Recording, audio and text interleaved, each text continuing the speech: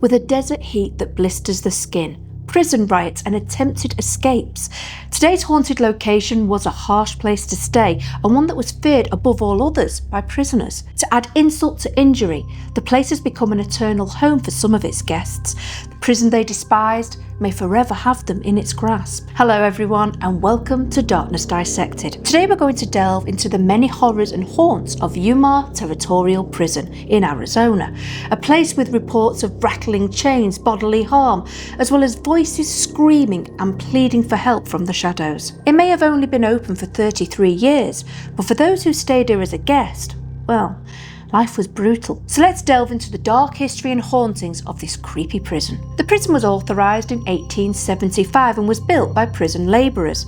When it opened its doors for the first time on July 1st, 1876, just 7 prisoners stepped inside.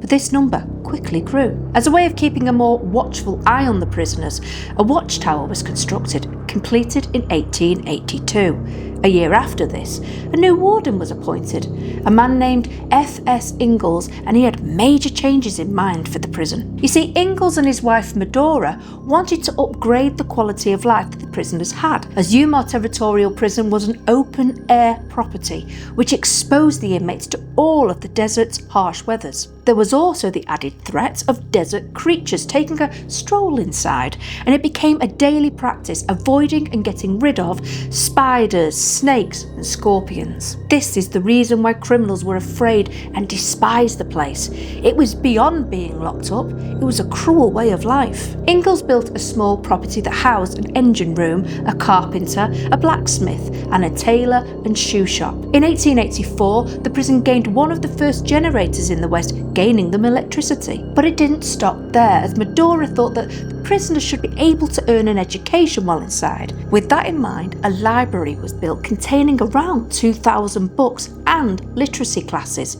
annoying many locals, as this was the only library in the area.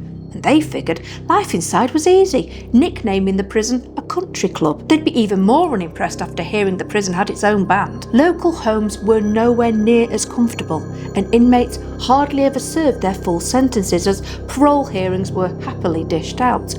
All the same, the locals were wrong. After Ingalls came Thomas Gates, who had a different attitude towards the prisoners. He came with a firm but fair idea towards punishment. Now, if you are a regular viewer to my channel, you'll know how terrible life inside prisons could be in the 1800s. Yuma was pretty humane overall with punishments for this time, with the most common crimes inside being theft, murder and polygamy. But even so, no one wanted to be sentenced to punishment in the dark room. If you gained this punishment, you would be stripped down to just your underwear and then placed into a 10-foot square room that only let in light through a small vent. If you were inside the room due to trying to escape, you'd have the extra annoyance of a ball and chain being added to both ankles. And there was no comfort at feeding time either, as during the day you would only receive 1 glass of water and a piece of bread.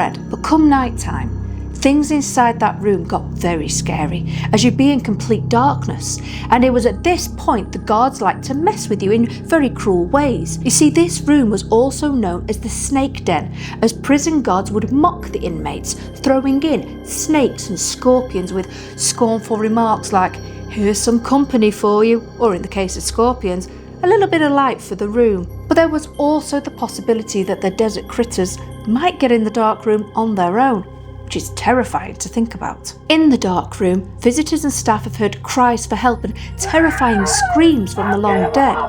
There has even been the sound of rattling chains from those who were bound at the ankles.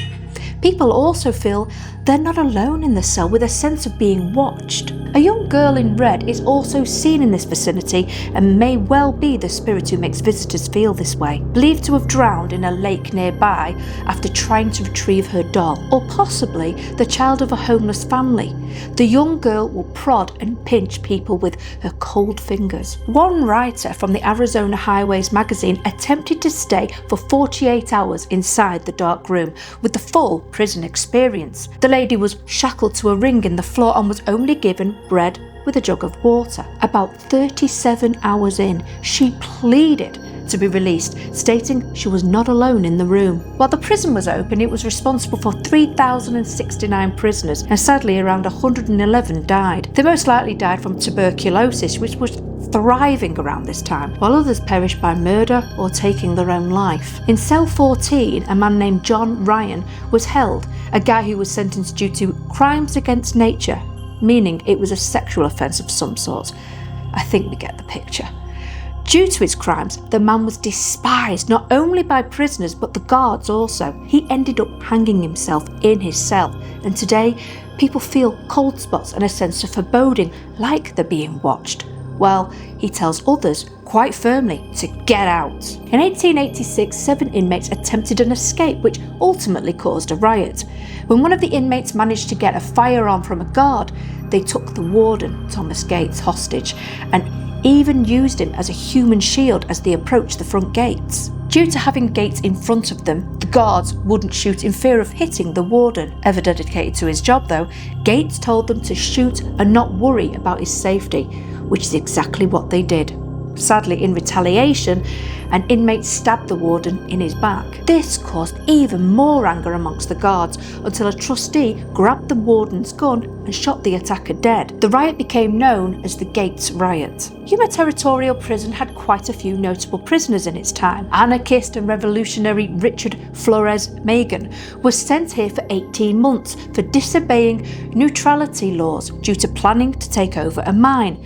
And buckskin Frank Leslie, who was a known gunfighter and the killer of Billy Claiborne. Now, there were very few women sent here during its time of operation, with a figure of just 29.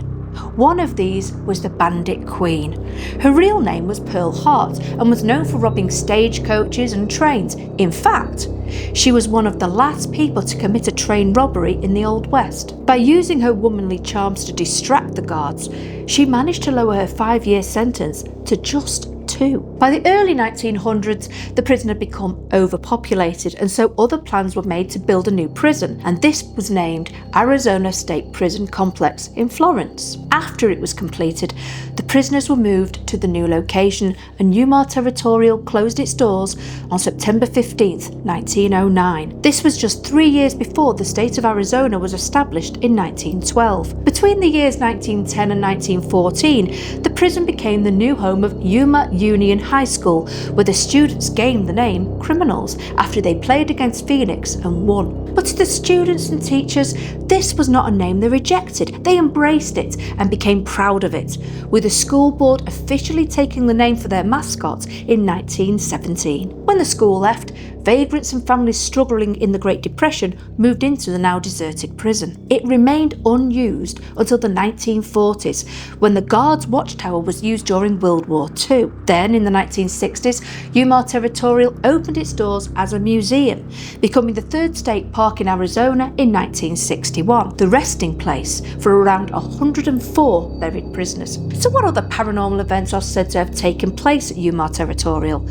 Ghosts are said to appear all over the prison, being witnessed by staff and visitors, the main cell block and dark room being the most active. Many visitors report a sense of dread and anxiety while walking through many of the cells, and the voices of the deceased inmates whispering to them. There is also the spirit of a woman who, in the morning, can be heard singing in the visitors area, while a ghost named Johnny is thought to haunt the gift shop of the prison. He's been known to rearrange the coins in the cash register, but he's said to leave the notes alone. Sadly, there are even more spirits, such as the ghosts of inmates that died on death row, and a woman witnessed searching the banks of the nearby Colorado River looking for her daughter who drowned. Could this be the young girl in red?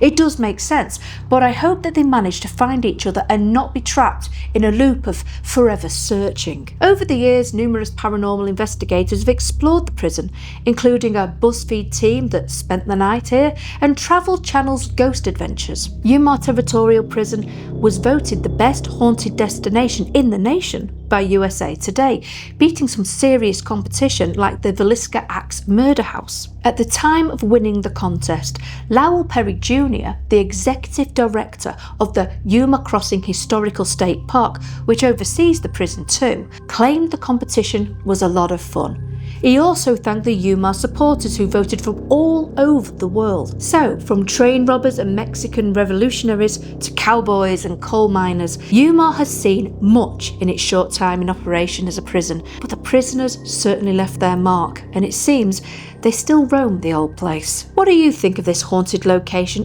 and what scared you the most? Please let me know in the comments. I honestly don't think I'd like the dark room, as after a time it would feel like the prison walls are closing in on you. Never mind the ghost child that may take a dislike and start pinching. I hope you enjoyed today's episode, and if you did, please consider liking or subscribing to the channel. It's very much appreciated. Until next time, my friends, stay safe out there.